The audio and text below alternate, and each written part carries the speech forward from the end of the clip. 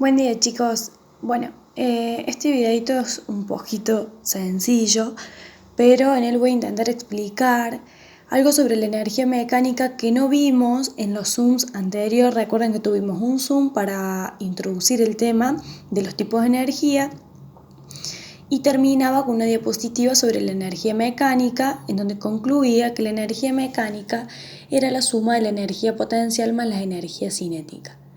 En la actividad había una que era la última del libro, que es la número 11, en donde les pedía hacer cálculos y contestar preguntas referidos a la energía mecánica en una situación de caída libre. ¿Cuáles son las situaciones de caída libre? En donde hay un objeto sostenido o a la espera de caer que comienza a caer y llega al suelo.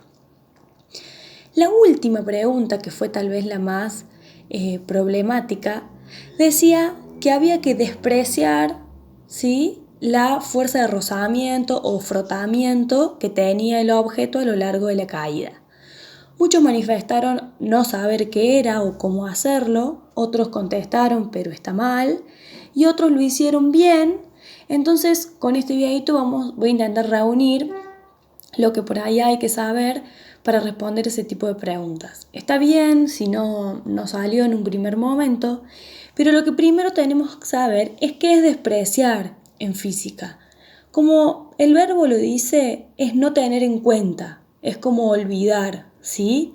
Entonces, ¿por qué nos hace esa aclaración? Porque intuitivamente uno sabe, o al menos considera, que la energía se pierde y no se transforma. Ese es el principio de la conservación.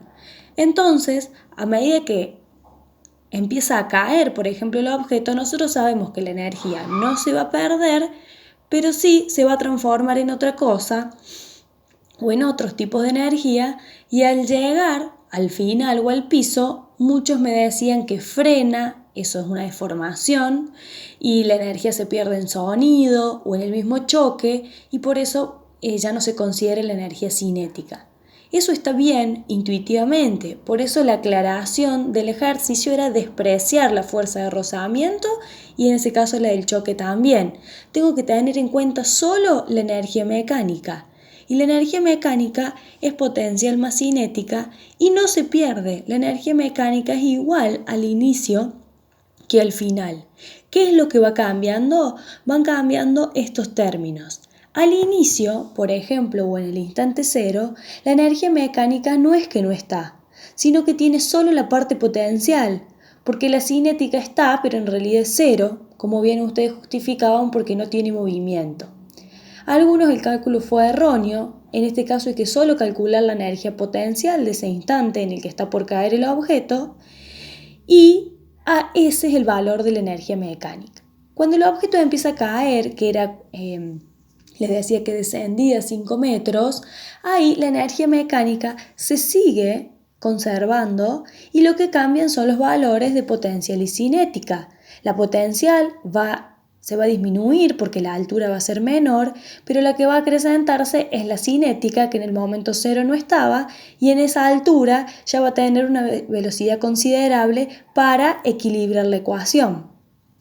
Y al llegar al final, que era el instante antes de tocar el suelo, aclaraba el ejercicio, pero también se lo puede llamar muchas veces al tocar el suelo, despreciando las fuerzas de rozamiento y choque, la energía mecánica se conserva y en ese caso, como no hay altura, desaparece la energía potencial, pero queda la energía cinética. Entonces, en el instante final coinciden tanto la energía cinética como la mecánica. Entonces muchos me decían que no había ya mecánica porque no hay ninguno de los dos, ni movimiento ni altura. Yo entiendo que al chocar se detiene, frena el movimiento, pero por eso hacía la aclaración de antes de tocar y en la siguiente decía al tocar. Seguimos considerando que la energía mecánica se conserva y por lo tanto en ese caso tendremos la velocidad máxima y posterior a eso o en la realidad la energía mecánica se va a transformar en otros tipos de energía como sonido, deformación y pasa a hacer eso abandonando la calidad de cinética porque justamente se detiene. Pero en el caso de esa pregunta en donde hay que despreciar todos esos factores intuitivos, vamos a decir esto, que al momento inicial va a coincidir con la potencial, al medio hay que ver cómo se suman estos dos para que se mantenga la energía mecánica y al final la mecánica coincide con la cinética.